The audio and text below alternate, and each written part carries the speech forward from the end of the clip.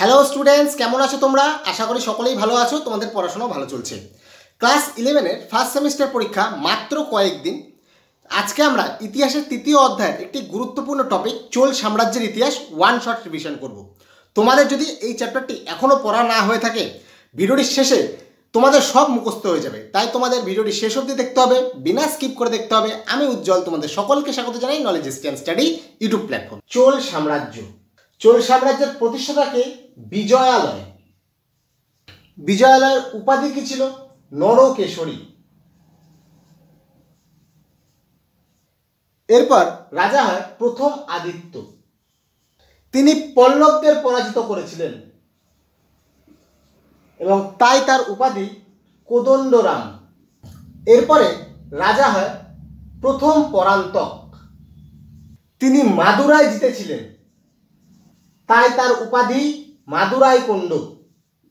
এই প্রথম আদিত্যকে স্বাধীন চোল রাজ্যের প্রতিষ্ঠাতাও বলা হয়। তাহলে তোমাদের মনে প্রশ্ন জাগতে পারে যে দাদা, তুমি এই তো বললে যে চোল সাম্রাজ্যের প্রতিষ্ঠাতা বিজয়ালয়। দেখো, চোল সাম্রাজ্যের প্রতিষ্ঠাতা বিজয়ালয় ঠিক, তবে স্বাধীনভাবে চোল সাম্রাজ্যের প্রতিষ্ঠাতা বলা হয় প্রথম আদিত্য।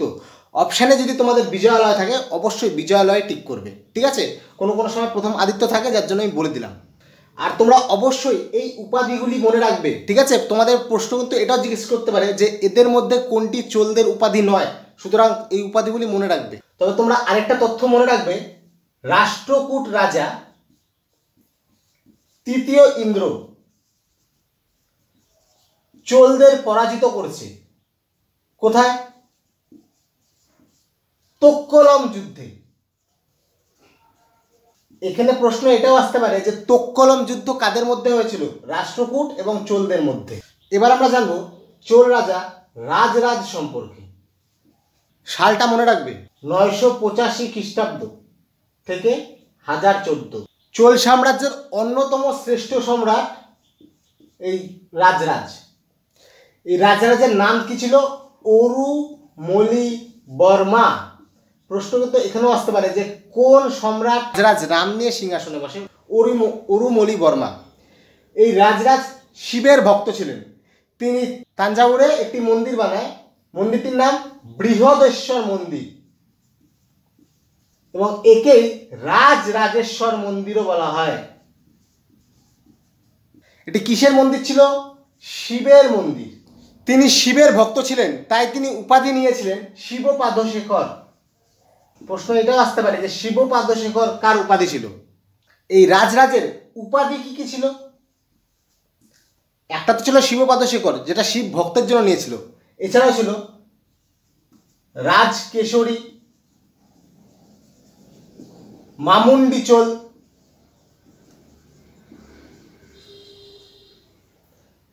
একে আবার ত্রিচোলও বলা হতো। তিনি তিরুবন্তপুরমে চের নৌসেনাকে হারিয়েছিলেন। তারপর পাণ্ড্য রাজ্য দখল করেন। ঠিক আছে, প্রশ্ন আসতে পারে যে পাণ্ড্য রাজ্য কে দখল করে? পাণ্ড্য রাজ্য অর্থাৎ মাদুরাই।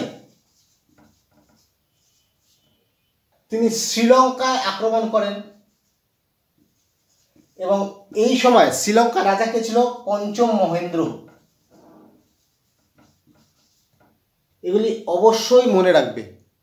প্রথম রাজেন্দ্র চোল, টাইম পিরিয়ড 1014 থেকে 1044। তিনি রাজরাজেরই ছেলে ছিলেন। তিনি শ্রীলঙ্কা জিতেছিলেন এবং শ্রীলঙ্কা জিতে তৎকালীন শ্রীলঙ্কার রাজা রানীর মুকুট 50 বছর নিজের অধীনে রাখছে। তিনি কলিঙ্গ থেকে গঙ্গা তট বা গঙ্গা তীর অবধি জিতেছিলেন এবং এই জন্যই তিনি উপাধি নেন গঙ্গাই কোন্ড চোল। প্রশ্ন আসতে পারে যে গঙ্গাই কোন্ড চোল কে উপাধি নেয়? প্রথম রাজেন্দ্র চোল। এবার অ্যাসারশন রিজনে দিতে পারে যে তিনি গঙ্গার তীরবর্তী জিতেছিলেন, জন্যই তিনি গঙ্গাই কোন্ডপুরম চোল উপাধি নিয়েছিলেন। তার আমলে নৌবাহিনী খুব শক্তিশালী হয়।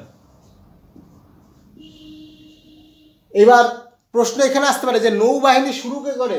সামুদ্রিক কার্যকলাপ শুরু করে রাজরাজ, ঠিক আছে, প্রথম রাজরাজ। কিন্তু এটাকে শক্তিশালী কে করে? প্রথম রাজেন্দ্র চোল। ঠিক আছে, এই যে গঙ্গায় কোন্ডপুরম জিতেছিল, অর্থাৎ এটা ম্যাপটা তুমি রাফ বোঝো, এই যে বে অফ বেঙ্গল অর্থাৎ বঙ্গোপসাগর, একে তিনি চোল হ্রদ বা চোল ঝিলে পরিণত করেছিলেন। প্রশ্ন আসতে পারে যে বঙ্গোপসাগরকে চোল ঝিল বা চোল হ্রদে কে পরিণত করেছিল? প্রথম রাজেন্দ্র চোল। ঠিক আছে, বঙ্গোপসাগরকে। তিনিও একটি মন্দির বানান যার নাম গঙ্গাই কোন্ডপুরম, সেটা শিব মন্দির। ঠিক আছে, তারপর এছাড়াও তিনি উপাধি নেন মার্তণ্য, উত্তম চোল। এই প্রথম রাজেন্দ্র চোলের কাছে শৈলেন্দ্র রাজা বৌদ্ধ মঠ বানানোর জন্য অনুমতি নিয়েছিল এবং তিনি অনুমতি দিয়েছিলেন কোথায়? নাগাপট্টমে। তোমাদের প্রশ্ন আসতে পারে যে নাগাপট্টমে বৌদ্ধ মঠ বানানোর অনুমতি কে দিয়েছিলেন? প্রথম রাজেন্দ্র চোল। কাকে দিয়েছিলেন? শৈলেন্দ্র রাজাকে। ঠিক আছে, এই শৈলেন্দ্র রাজারা বৌদ্ধ অনুরাগী ছিলেন এবং এই বৌদ্ধ মঠ দেখাশোনার জন্য রাজেন্দ্র চোল একটি গ্রাম দান করেছিলেন। এবার গ্রাম দান মানে কি? গ্রামটাকে দিয়ে দিছে না, গ্রাম দান মানে ওই গ্রামের থেকে যা রাজস্ব উঠবে বৌদ্ধ মঠকে দিবে। ঠিক আছে, এবং এই রাজেন্দ্র চোলের সময় 70 জন বণিক চীন দেশে গিয়েছিল। রাজেন্দ্র চোলকে আবার পণ্ডিতা চোল বলা হয়। এই রাজেন্দ্র চোল যখন বাংলা আক্রমণ করেছিল বঙ্গোপসাগর, তখন বাংলার শাসক কে ছিল? মহিপাল প্রথম, অর্থাৎ প্রথম মহিপাল। প্রশ্ন এখানেও আসতে পারে যে রাজেন্দ্র চোল যখন বাংলা আক্রমণ করেছিল তখন বাংলার শাসক কে ছিল? প্রথম মহিপাল। বাংলা আক্রমণ না করলে বে অফ বেঙ্গল বঙ্গোপসাগর দখল করলো কি করে? আগেই তো বলছি যে কলিঙ্গ থেকে গঙ্গা নদীর তীর অর্থাৎ বাংলা অবধি দখল করেছিল। এরপর প্রথম রাজাধিরাজ, তিনি উপাধি নেন বিজয় রাজেন্দ্র চোল। তার সময়কার একটি গুরুত্বপূর্ণ ঘটনা হলো চালুক্য রাজা সোমেশ্বর কোপ্পম যুদ্ধের আহ্বান করে এবং এই কোপ্পম যুদ্ধে প্রথম রাজাধিরাজ মারা যায়। ঠিক আছে, এরপরে দ্বিতীয় রাজেন্দ্র চোল,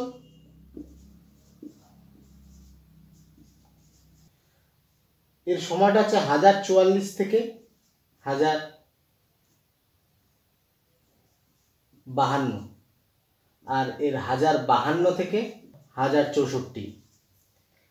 এই দ্বিতীয় রাজেন্দ্র চোলের রাজ্যাভিষেক যুদ্ধক্ষেত্রে হয়। কোথায়? এই কোপ্পমের যুদ্ধে যখন প্রথম রাজাধিরাজ মারা যায় তখনই তিনি রাজ্যাভিষেক করেন। ঠিক আছে, এটি মনে রাখবে। প্রশ্ন আসতে পারে যে কোন চোল রাজার রাজ্যাভিষেক যুদ্ধক্ষেত্রে হয়? দ্বিতীয় রাজেন্দ্র চোল। তিনি ওই যুদ্ধে সোমেশ্বরকে পরাজিত করেন। ঠিক আছে, চালুক্যদের কুন্তল সঙ্গম যুদ্ধে পরাজিত করেন। এইবার বীর রাজেন্দ্র চোল, তার সময়কাল 1064 থেকে 1070। এই যে বীর রাজেন্দ্র চোল, তার সময় এই যে সোমেশ্বর চালুক্য রাজা তিনি আবার সঙ্গমের যুদ্ধ আহ্বান করেন। এই যে সঙ্গমের যুদ্ধে কুন্তল সঙ্গমের যুদ্ধে হারছিল কার কাছে? দ্বিতীয় রাজেন্দ্র কাছে। তিনি আবার যুদ্ধের আহ্বান করছে, খুব শখ জাগছিল, কিন্তু সেই যুদ্ধে তিনি উপস্থিত হতে পারেননি। কে? সোমেশ্বর। এই জন্য লজ্জায় তিনি তুঙ্গভদ্রা নদীর জলে আত্মহত্যা করে এবং এই স্মৃতিতে বীর রাজেন্দ্র তুঙ্গভদ্রা নদীর তীরে একটি বিজয় স্তম্ভ বানায় যে আমি না লইরেই জিতে গেছি এবং উপাধি নেয় রাজকেশরী। ঠিক আছে, এবার প্রথম কুলোতুঙ্গ, এই তার সময় চোল চালুক্য সৌহার্দ্য স্থাপিত হয়। চোল বংশ এবং চালুক্য বংশের মধ্যে এতদিনকার যে মারামারি সম্পর্ক ছিল এখানে ভালো সম্পর্ক স্থাপিত হয় এবং তিনি শ্রীলঙ্কার রাজা রানীর মুকুট ফিরিয়ে দেয়, যেটা প্রথম রাজেন্দ্র চোল দখল করে রাখছিল। এবং তার সময় শ্রীলঙ্কার শাসক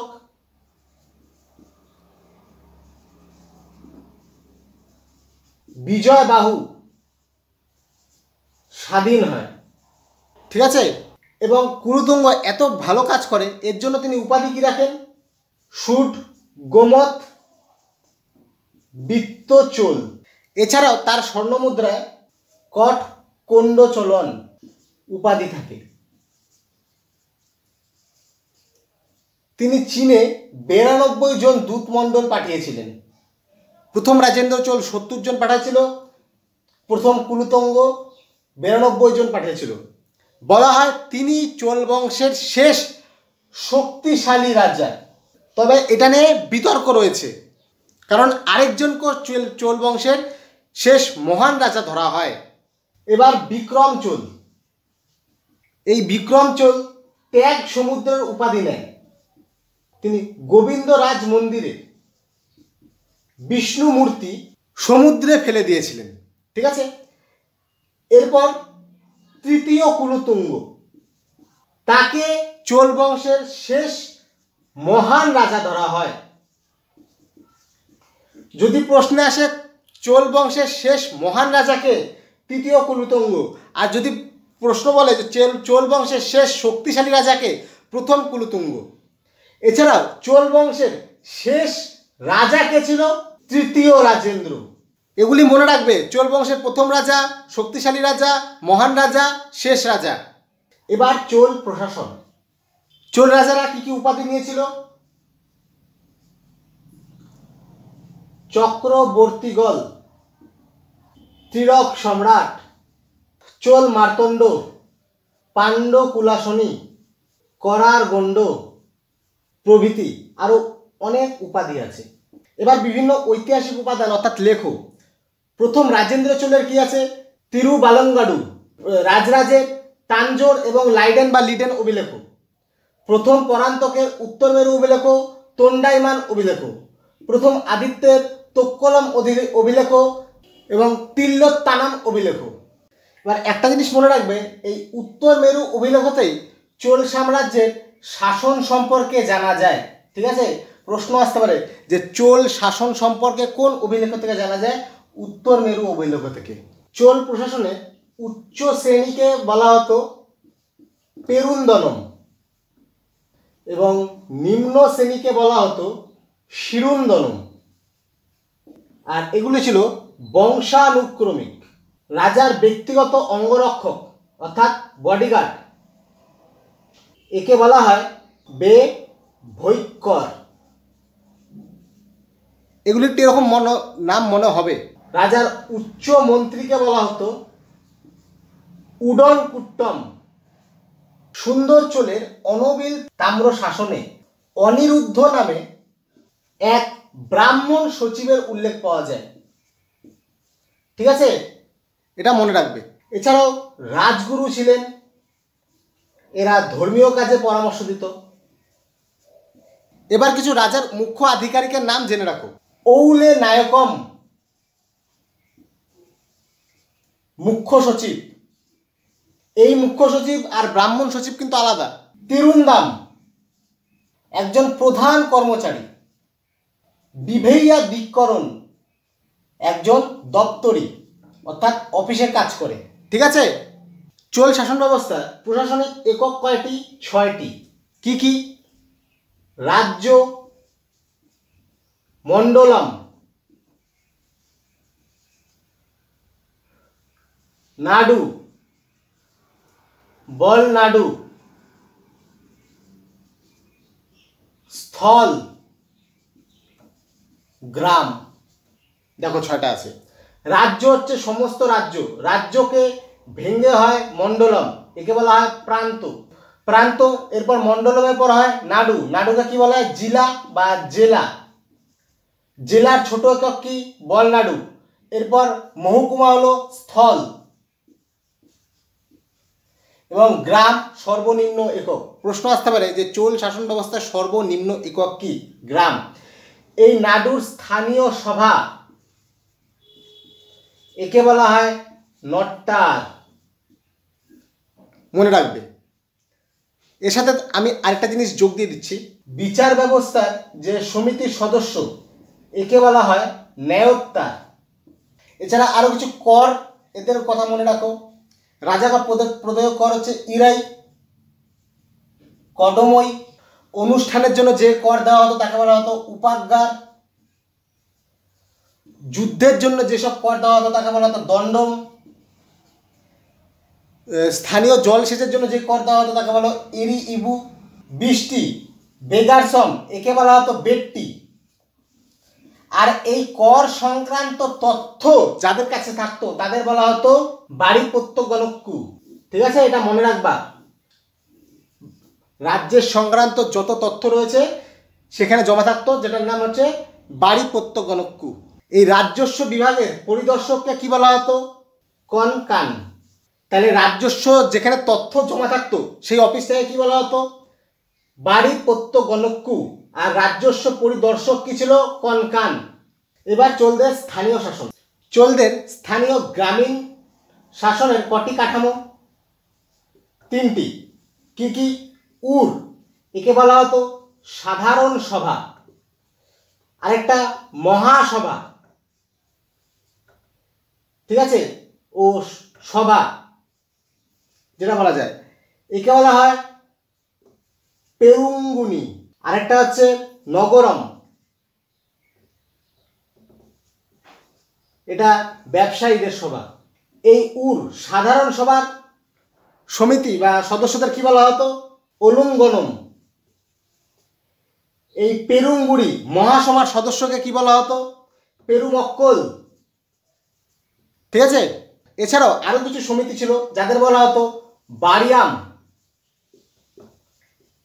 এই বারিয়ামের সদস্যদের বলা হতো বারিওই পেরুমক্কল। এই বারিয়ামের সদস্য ছিল 30 জন এবং এদের লটারির মাধ্যমে নিযুক্ত করা হতো। এদের মধ্যে কয়েকটি গুরুত্বপূর্ণ সমিতি হলো সংবৎসর বারিয়াম, এটা সারা বছর কাজ করবে।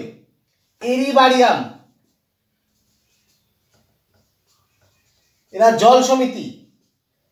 তট্টু বারিয়াম, এরা উদ্যান সমিতি। এই গ্রাম সভার কাজ কি ছিল? গ্রামের বিভিন্ন বিবাদ ঝামেলার মিটমাট করা। এই ছিল চোল সাম্রাজ্য সম্পর্কে আলোচনা। ভিডিওটি ভালো লাগলে অবশ্যই একটি লাইক করবে। তোমাদের ইতিহাসের ক্লাস 11-এর আমি বলতে গেলে অনেকটাই মোটামুটি কমপ্লিট করে দেবো। চ্যানেলটিকে অবশ্যই সাবস্ক্রাইব করবে, বন্ধুদের সাথে শেয়ার করবে। ডেসক্রিপশনে টেলিগ্রাম গ্রুপের লিঙ্ক রয়েছে, সেখানে গিয়ে অবশ্যই জয়েন হয়ে যাবে। দেখা হচ্ছে পরের আরেকটি ভিডিওতে। ততক্ষণে ভালো থাকো, সুস্থ থাকো। জয় হিন্দ।